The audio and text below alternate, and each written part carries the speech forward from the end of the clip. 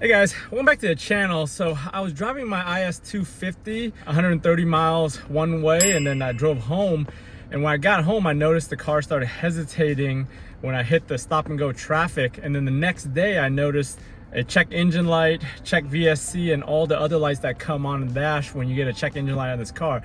So I actually ran the code, and I'll show you guys what I got and what I theorize is the issue. And then we'll go ahead and check that out and see what's really wrong with the car, if it's a MAF sensor or it's wiring or something got disconnected. So stay tuned.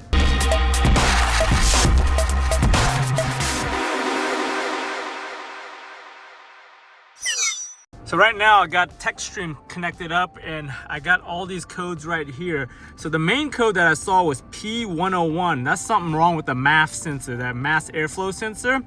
And that's also causing P0172 and P0175.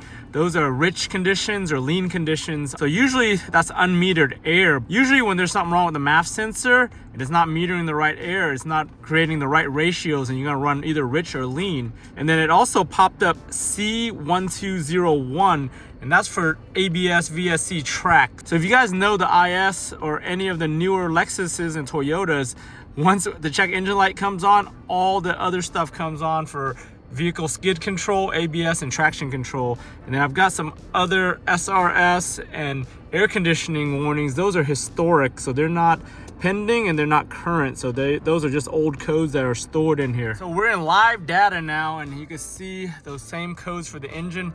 101, 172, and 175 right there. So it's running too rich, and it shows either current or pending condition right there and history condition. So that's been a couple days now that I've had that.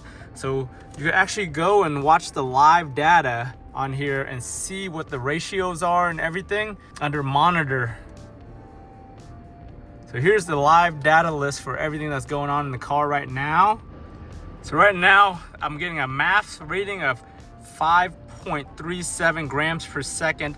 I don't know what any of that means, but we'll just take note of that. And then we got all these other readings right here, which everything looks normal. So what we're seeing is some kind of condition here that's causing this thing to run rich. Even on the fuel pump and the combustion, we're at stoichiometric combustion status. So that's 14.1, I believe, to 1 air fuel ratio.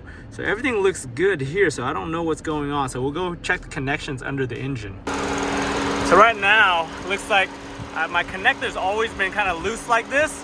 So I don't think that's the issue, but I'll go ahead and try to snap that back in. But the MAF sensor's there. Everything else looks okay. I'm not getting any kind of leaks, anything like that from here that I can hear. So I might, when I get home, I'm gonna take this off and clean it with a MAF sensor cleaner and see what it does. All right, first thing we're gonna do to diagnose this is to take out the MAF sensor. Easiest way to do that, just take off this panel on this side. It's the 3 clips that you push down. Remember guys, if you have an 06 and you don't have these push clips, go ahead and check the links down in the description. I'll have some links to Amazon where you can buy the easier clips from the 07 and up. The 06 ones are garbage. So what you do is just pull this up, pull this out, and you have access to the air box. So your sensor is right here. So we'll go ahead and take that out. Just 2 screws. Don't lose your screws, just put them somewhere.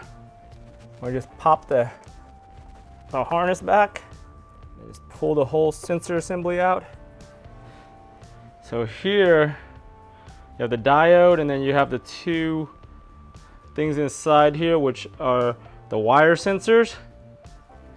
So we'll go ahead and spray this with some CRC. So I got the CRC MAF sensor cleaner, and I read it, and one of the last things it says is it's not for Karman vortex flow sensors, i.e. Toyota Supras and most Lexuses. I did a bunch of research on Club Lexus and other forums, and it appears the Karman vortex ones were a special sensor, and these apparently aren't Karman vortex ones, so we can use it. There are a bunch of people on the forums that have used this without a problem, so we'll go ahead and clean it. What they want you to do is clean the diode. So usually the diode is pretty dirty. Mine's looks pretty clean over here. And then you want to clean the 2 wires in there. So you just want to get in there, spray this out, and just let it dry. While it's drying, you could also check your filter to see if anything's wrong with it or if it's dirty or clogged. So to clean it, we're going to just do it outside, so that way we don't get this stuff everywhere. So the first thing I'm going to do is clean the diode. I'm just going to spray it and let it dry on there. If your diode is dirty, just spray both sides of it, and then on here on the 2 wires, we're going to go ahead and just spray into the wires. Just let it sit out here and dry for a couple minutes, and we're going to check the filters. Took my K&N filter out. Everything looks clean on here, nothing out of the ordinary. I think I cleaned this a couple months ago.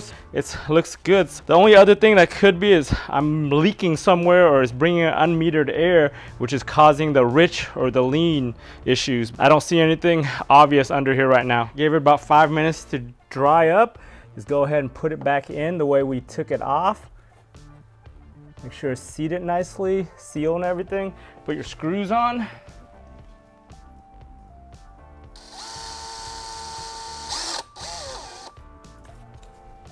So do that, get the plug back on. All right, that's good now.